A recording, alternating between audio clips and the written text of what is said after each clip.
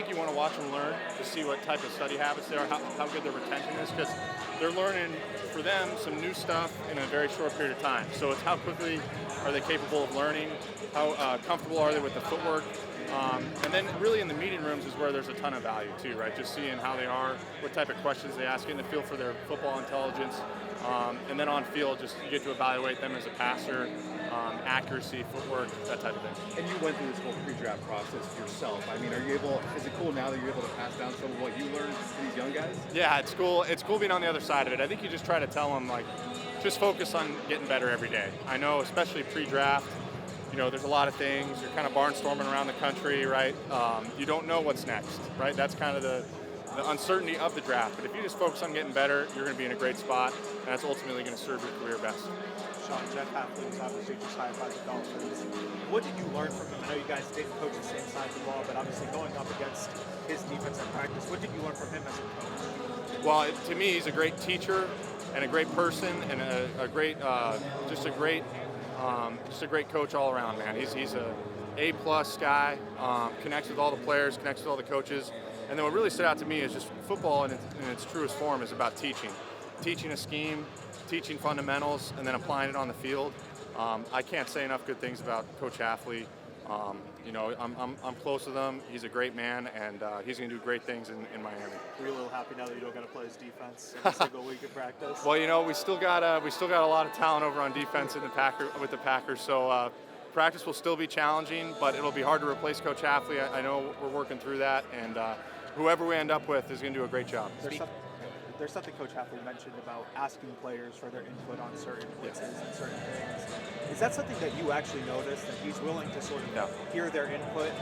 I know that's kind of unique in this day and age of coaching, but how unique was that to kind of see that firsthand, where he's asking guys for their input? Yeah, I think it just speaks to Coach Hafley as a communicator and as a leader of a unit or a team.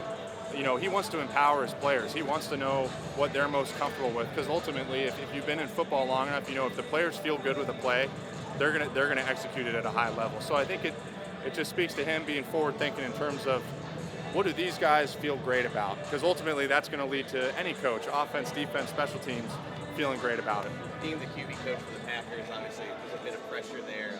Filling the shoes of Tom Clements, it's kind of a legend. What does that responsibility mean to you? And do you have any kind of relationship with Clements? Yeah, I mean, it was great for me coming up, a year ago working for Tom. He was a great mentor to me. Learn something new every day. Tom is a legend, right? He's seen it all. He's had his fingerprints on Brett Favre, on Aaron Rodgers, on Jordan Love. So I couldn't have been blessed with a better mentor to be in the QB room with.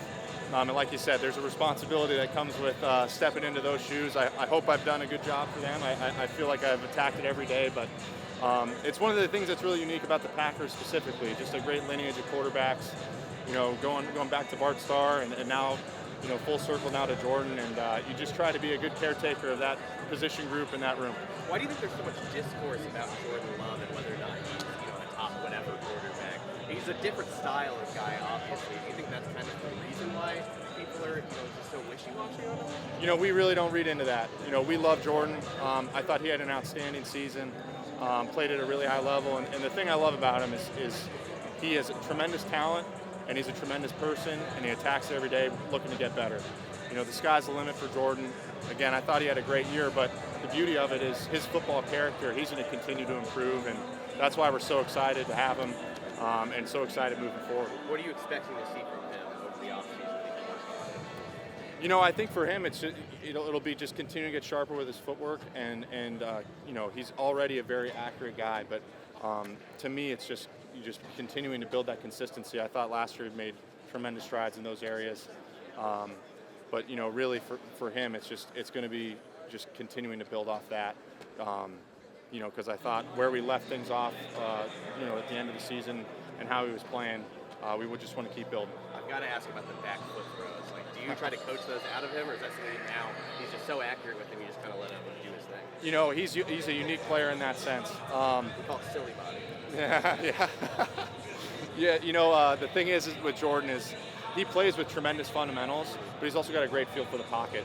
And I think the reality of playing the quarterback position is sometimes, these defensive linemen are really good. Sometimes the guy gets to edge.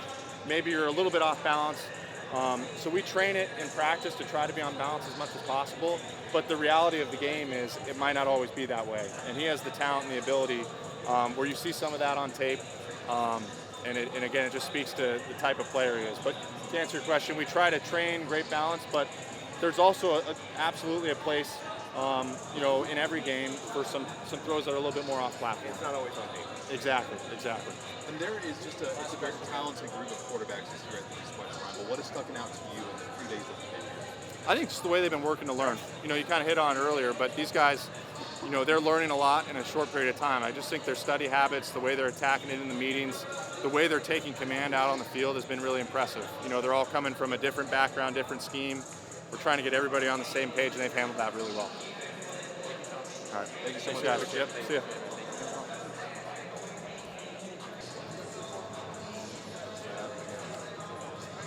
Are you good? Good, sweet. So you've been here for a few days now. What are your thoughts on the East West Triangle thus far? I mean, great competition. For me, it's really something new. Playing tackle in college, so I haven't got a lot of reps inside.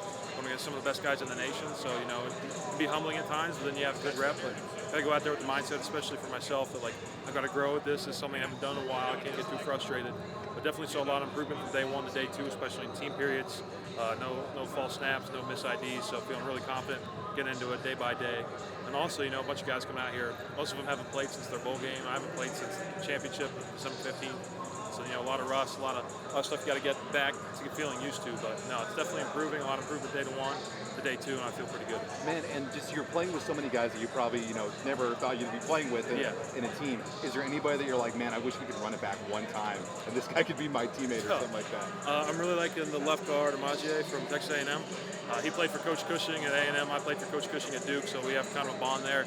I feel like he's a real good player that I'd like to play with. Man, is there any good piece of advice you've got from any of these coaches? I mean, there's so much NFL pedigree, so much NFL experience. Yeah, especially for me, as I said, I was a tackle, so that's where my expertise really was. So coming to center, I'm really taking everything in. Yesterday you would have seen in my one-on-one reps, I'm kind of just hopping. And today, big emphasis was moving feet, sliding in front of them, and that was a lot of good coaching from Coach Shane and Coach Tobias. Man, and is there anything that you guys do off the field to kind of develop that rapport that you have with the signal caller? I mean, because you're going to be throwing him the ball every time, and knowing what he likes, does that kind of help? Yeah, 100%. We are having a bunch of meetings, a bunch of offensive, defensive meetings, and doing extra work with the quarterbacks, really get that snap count and everything together. So everybody's you got to gel as quick as possible because that's the team that's going to win the bowl game. And then, is there any food spot near Duke that you would recommend for anybody who goes there for the first time? Food spot. If you're going for a sandwich, go to Ideals. It's in East Durham. Okay. About 10 minutes from campus. They got a really good sandwich shop. And then if you want a fancier dinner, M Sushi was my go-to for day 9. Yeah. Any more questions? All right. Thank you guys. so much, man. Yeah.